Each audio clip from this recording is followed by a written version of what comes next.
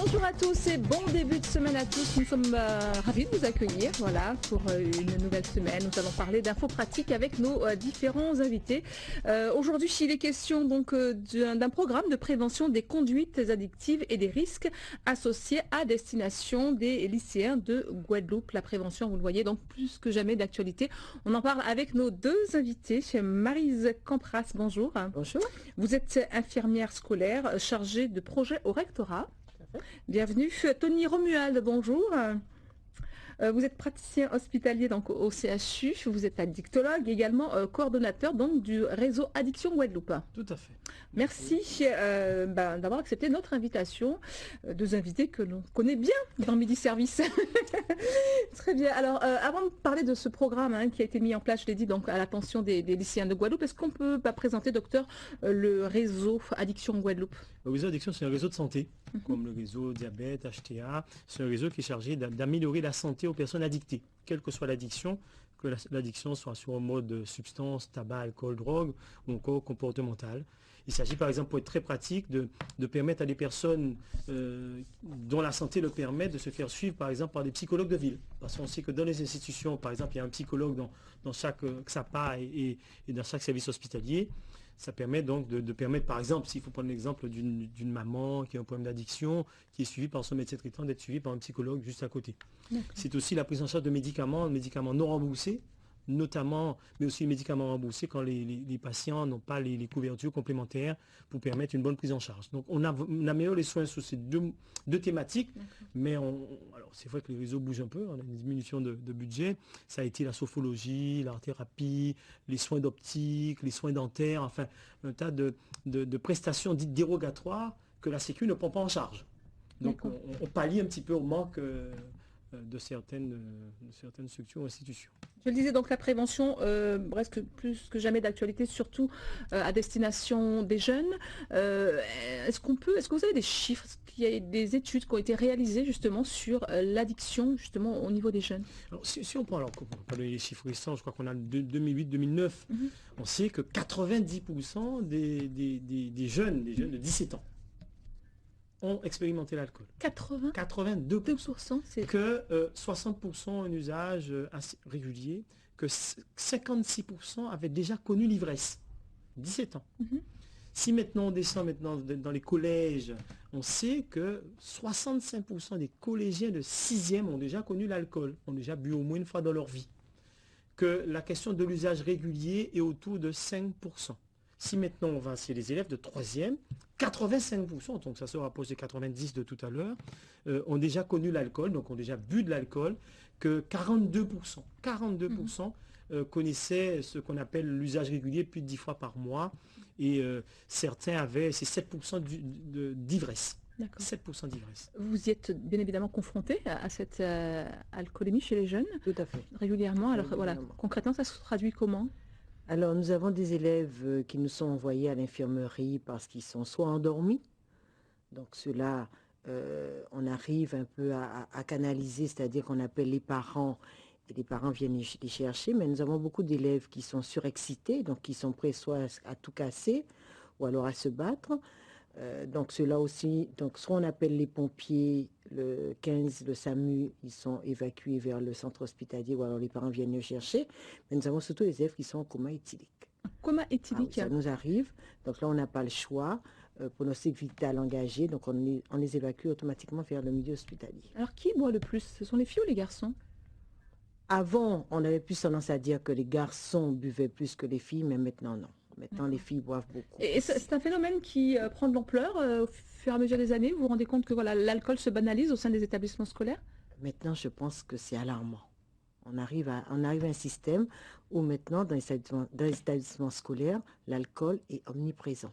D'accord. Ils viennent carrément avec leur bouteille ou alors ils boivent chez eux, ça se passe comment? Non, alors il y en a qui boivent au départ, c'est vrai qu'ils arrivent au lycée à 7 heures ou au collège, c'est vrai, en état d'ébriété, mais il y en a qui boivent à l'intérieur des établissements scolaires parce qu'ils viennent avec des petites bouteilles d'eau, par exemple. On pense que c'est de l'eau, mais il y a de l'alcool. Alors, ils se partagent un petit peu la tâche. Alors, un emmène l'alcool, l'autre emmène les jus. Et puis, à 10 heures, au moment de la récréation, ils se font leur petit planteur. Et puis, voilà, ils boivent gentiment. Donc, ça se fait aussi en interclasse à midi, puisque les élèves ne veulent plus manger dans les réfectoires, dans les selfs. Donc à midi aussi, ils profitent de cette interclasse pour pouvoir boire aussi. D'accord. Et si je vous dis addiction, à quoi pensez-vous? C'est la question du jour, la question du microservice réalisé pour nous par Maïté Elso. Bonjour, bonjour. Le réseau Addiction Guadeloupe et le rectorat invitent les lycéens ce jour à visionner la pièce Destroy mal barré. Il s'agit d'un support pédagogique de prévention des conduites addictives. Mais vous, justement, lorsque je vous dis addiction, à quoi pensez-vous? Et tout de suite, vos réactions. Dépendance, donc voilà. À quoi, par exemple? Ben, je sais pas, à l'alcool, la drogue, ou je sais pas. Ça me fait penser à ça quand j'entends le mot addiction. Les jeux, quand on est vraiment obsédé, on dépense et puis on n'arrête pas de dépenser, on oublie même sa famille et tout quoi. Après on se retrouve à la rue, on peut être addict à l'alcool aussi, à tout. Le cannabis, la cigarette, l'alcool. L'alcool, c'est-à-dire les gens qui dépendent que de ça pour vivre, qui peuvent faire sans en fait. Merci bien, merci pour vos réponses. Alors docteur, effectivement, quand on parle d'addiction, il y a plusieurs types d'addiction.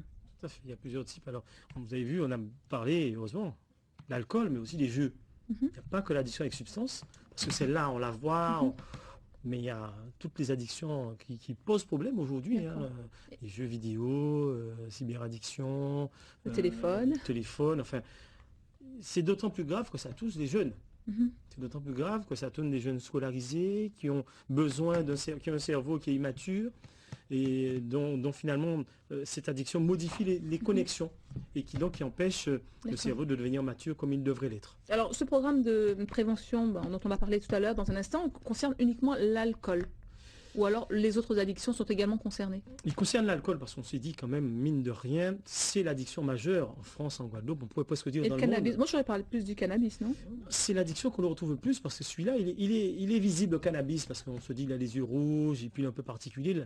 L'alcool nous entoure dans nos joies, dans notre vie quotidienne, dans nos peines, dans tout ce qu'on veut marquer, il y a de l'alcool. Et parfois on ne voit pas, quand systématiquement on boit de l'alcool, on ne le voit plus. On voit que les personnes ivres. Et parfois, pour arriver à l'ivresse, mais parfois, il faut des quantités importantes. Donc, parfois, il y a des personnes qui ont une consommation excessive, problématique d'alcool, quotidiennement, sans que quiconque ne le voit. Parce que finalement, en gros, avec l'habitude... C'est devenu banal, en fait. Voilà. Et les conséquences peuvent être assez graves, surtout chez les jeunes. Alors, justement, dites-nous quelles sont les conséquences cliniques. Alors, en clinique, il faut qu'on arrête de dire aux jeunes qu'ils vont avoir des cancers, qu'ils vont avoir des infarctus du myocarde. Ça marche pas. Ça marche pas. Ça marche pas et c'est pas vrai. Par contre, ils encourent, lorsqu'ils sont scolarisés, les troubles de la mémoire, de la concentration, de l'attention, avec les conséquences qu'on peut voir sur l'échec scolaire. Ils encourent les accidents. Elle a dit, donc Marie, voilà, ils s'endorment, ils dorment à l'école. Ils s'endorment, ils peuvent pas suivre un cours, avec comme ça des conséquences graves. On s'endort, il faut bien imaginer quand même que pour qu'un produit nous endorme, c'est que c'est un produit qui est quand même efficace, un produit qui est actif sur le cerveau. Ce sont des substances psychoactives, mais à côté de cela, on a les violences, on a des troubles du comportement graves, avec des risques, avec des bagarres, parce qu'on sait que l'alcool désinhibe. L'alcool nous fait faire parfois des choses qu'on n'aurait pas absolument fait sobrement, mais qu'on fait quand même, ou dit sobrement si... Donc on a à côté de ça la survenue de dépendance plus tôt. Les adolescents, les jeunes ont un risque de devenir dépendants plus tôt que des adultes qui boiraient les mêmes quantités pendant la même période. Parce qu'encore une fois, le cerveau est fragile. Le cerveau est fragile. Et puis, voilà, petit message également peut-être à l'attention des parents qui souvent trempent le doigt dans un peu d'alcool pour donner aux enfants. Je veux dire, il faut que... Ça commence... les études, on n'avait pas les études il y a 20 ans, on n'avait pas les études il y a 40 ans. Aujourd'hui, on sait que même des petites quantités d'alcool peuvent entraîner des conséquences sur les enfants, sur les adolescents. Aujourd'hui, il faut qu'on soit totalement cohérent. Il faut qu'on enlève cet alcool comme ça dans la maison. Il n'est pas dit non plus que les adultes doivent ne plus boire, mais pas devant les enfants. Pas devant les enfants. Donner l'exemple. Et si on donne l'exemple, en tout cas, si on peut boire, il faut pouvoir en parler. Expliquer que c'est quand même moins nocif un verre chez un adulte que chez un enfant. Parce qu'on n'a pas le même corps, on n'a pas le même volume et on n'a pas le même cerveau. Très bien, on continue à en parler si vous le voulez bien. Juste avant, c'est Jérôme Bouegas qui vient nous rejoindre pour nous présenter le rectorat et le réseau Addiction Guadeloupe a mis en place un support pédagogique assez original, ma foi, pour pouvoir sensibiliser les jeunes aux conduites addictives. Voilà, parlez-nous de ce programme. Déjà, Oui, dans quel objectif, oui, ça me semble évident. Ça me semble assez évident.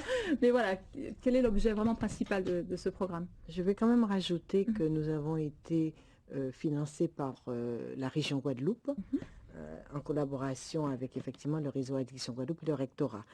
Alors c'est vrai qu'on a tendance à dire que les jeunes connaissent les conséquences de l'alcool sur l'organisme surtout, mais en fait, ils ont un problème de sous-évaluation de consommation. Quand vous demandez aux jeunes comment ils consomment, oh mais très peu, toujours très peu.